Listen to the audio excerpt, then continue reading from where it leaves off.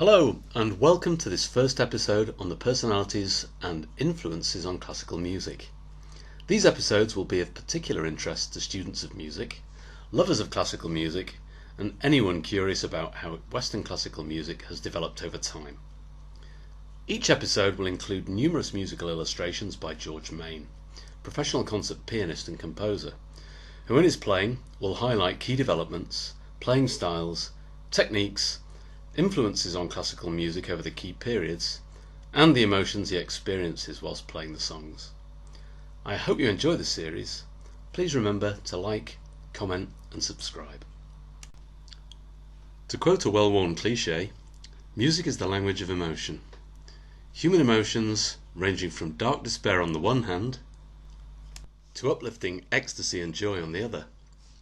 In this episode, we will be examining and exploring the use of music in creating the powerful feelings and emotions of ecstasy, which on the one hand can bring a feeling of freedom, euphoria and happiness, but on the other create a wild hysteria and an overpowering sense of feeling out of control, whilst becoming mesmerized in a trance-like sensation. We begin by tracing the historical roots of Western classical music and explore the various ways that the emotions of ecstasy have been utilised and integrated into classical music, and also much later on in more modern performing styles. From time immemorial, the rulers of ancient cultures have discovered ever more subtle ways to manipulate the opinions, feelings and emotions of the masses. The arts were recognised as one of the most effective ways to communicate powerful messages and influence people via the first forms of sophisticated propaganda. They studied and mastered techniques to stimulate the human passions and appetites, learning to control people and bring about favourable outcomes, both economically, socially, and politically. The ancient Greek scholars understood music to be very powerful and considered it also to be therapia, having healing, curative, and restorative powers. As with many discoveries, music permeated its way into Western European culture from ancient Greece, which in turn had adopted and assimilated it into its own culture from Northern Africa and the Middle East. Religious rituals performed in the ancient Greek cults used music to create the two powerful emotions of ecstasy to play out to their gods, believing it to be an important emotional element to help come closer to them, and especially to the gods Apollo and Dionysus, who were both sons of Zeus, the king of the Greek gods. These two gods represent, on the one hand, human rationality, logic, and reason, and on the other, the subconscious or irrational spirit. Apollo, pictured here, is the god of the sun, music, prophecy, and of rational thinking and order, and appeals to the higher virtues of logic, prudence, and purity. Dionysus is the god of wine and dance, of irrationality and chaos, and appeals to base emotions, passions, and instincts. He is described in literature as womanly, or man-womanish. The ancient Greeks didn't consider the two gods to be opposites or rivals, and they were often entwined by nature. But this seeming contention was used by cult worshippers in different ways. In the Apollonian cult, a state of joyous ecstasy was created and used to achieve delightful and optimistic emotions. The main temple dedicated to Apollo was located in Delphi.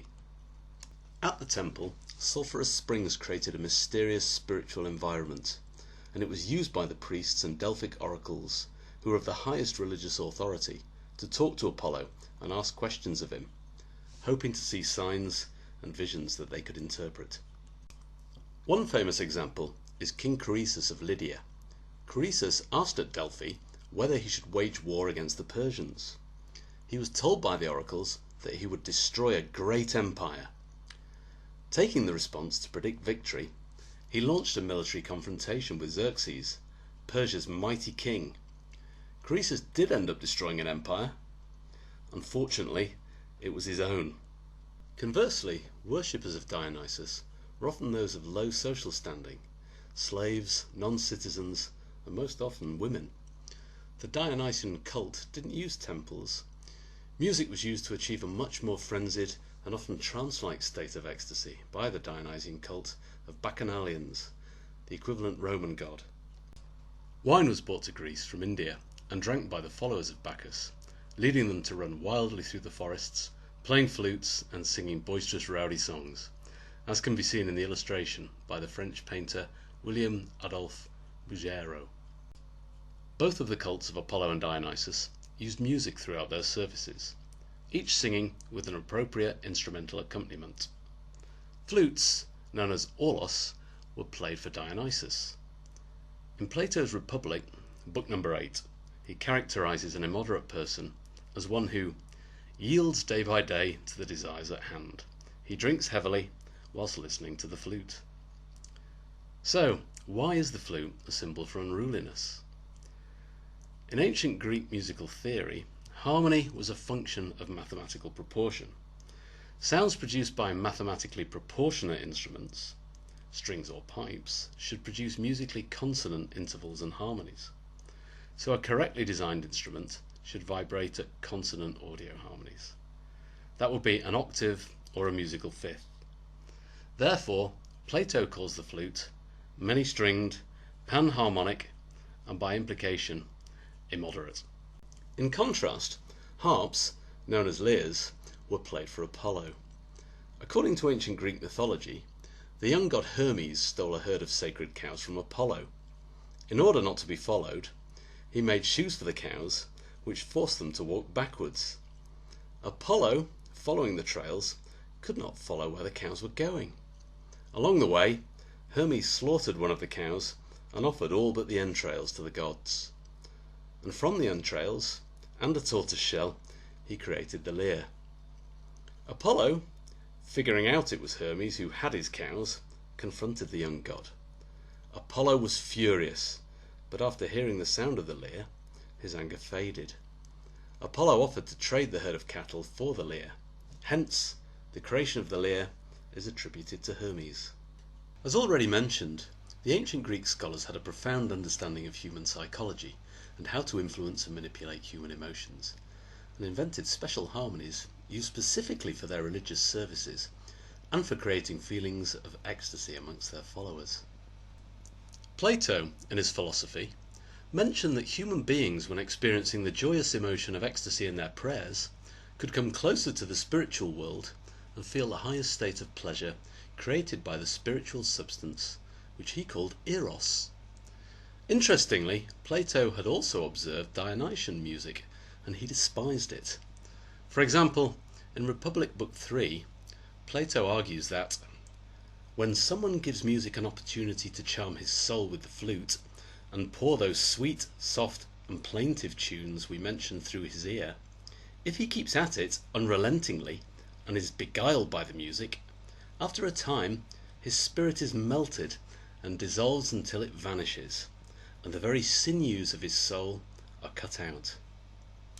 These ideas had great influence down the centuries and were adopted and used by many of the early modern psychologists, such as Carl Jung and Albert Adler, who believed that eros existed in the universe, it was everywhere, and was the basis of all our emotions, and especially influential in music and the arts.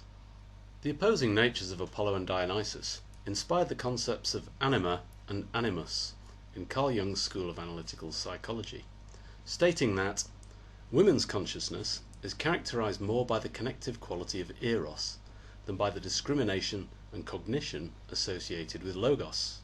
In men, eros is usually less developed than logos. In women, on the other hand, eros is an expression of their true nature. Much later on, during the end of the medieval period, the harmonies invented in ancient Greece were transcribed into Western European church music. The famous musical composer Johann Sebastian Bach inherited these harmonies, and they were combined with religious sacral rituals to create a new emotional quality and feelings of ecstasy and pleasure. This philosophical and aesthetic material had a strong influence on the creators of Western classical music, making it emotionally richer and furthermore developed. These techniques were later adopted by Beethoven, Chopin, Haydn and Mozart. Important changes appeared in the composition of emotional ecstasy in the classical romantic music of the 19th century. It lost all of the religious sacramental elements from the past, which had been the primary constituents of the music. The emotions of ecstasy were present at every stage of this ongoing musical evolution, but appeared more decadent and in different proportions, which each composer amended, and it became the main focal point and was a source of inspiration for future romantic, post-romantic and modern composers. Many of these composers also drew from different cultural sources, like the classic Indian epic poem, the Mahabharata, which contained a breadth and depth of ancient Eastern culture and religion, with similar themes and parallels to the ancient Greek gods, featuring the Hindu god Shiva and goddess Kali. Beethoven, in letters to his editor, asked him to send every episode of the Mahabharata as soon as they were translated into German. He was also fascinated with the Tao of Chinese philosophy and its ideas about the origin of the universe. Influenced by Bach, Mozart, Beethoven and Weber, the famous composer Frédéric Chopin's music was the next step in the development of Western European music, where the emotion of ecstasy still played an important role, but without any sacral component, and later on this became almost lost. Chopin's music at the time could be described as an exception or a compromise in the artistic musical world of Western European culture in the 19th century. Chopin's compositions introduced mostly hedonistic moods, which later, in the music of the 20th century, became the dominant component.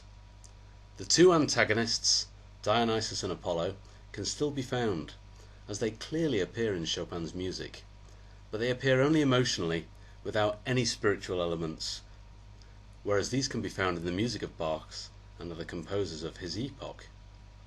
These two different kinds of emotions, Dionysus with its wild energy, contrasted by Apollo with its light, majestic moods, were conserved, developed and used in Western European classical music to add colour and create a new emotional quality to the music. To illustrate these themes, George Mayne will perform two well-known pieces of Chopin's music that capture and embody both the ancient Greek Apollonian and Dionysian moods. Scherzo No. 2 illustrates how ecstasy from the Dionysian mysteries was integrated into the music of European culture in the 19th century. The two moods created are akin to feelings of being out of control, interspersed with short rests after violent waves of wild emotions.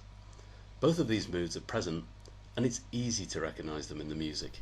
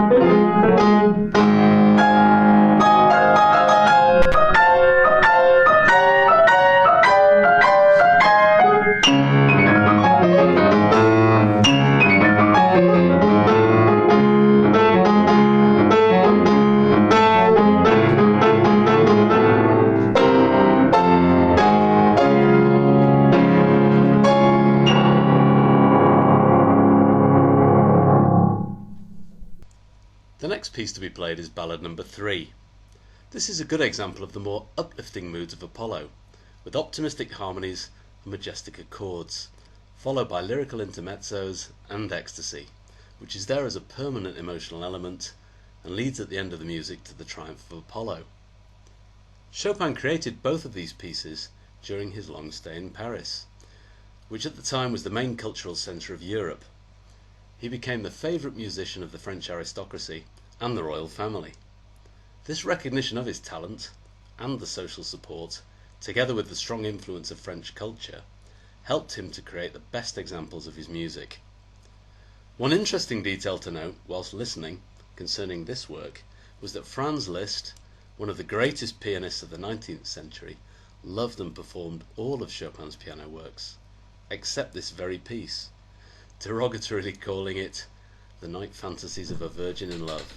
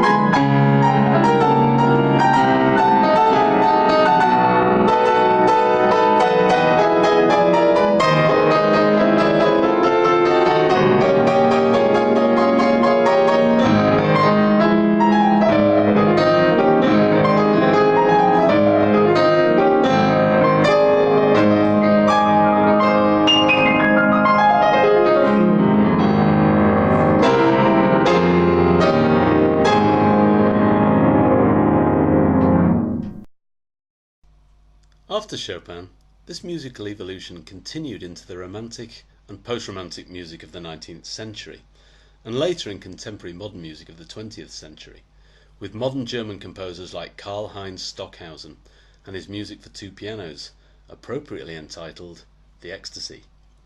As an illustration of this evolution, George Mayne performs a piece of post-Romantic music where pure emotional ecstasy is dominant, but at a much higher level compared to Chopin's original music. This will be the Etude.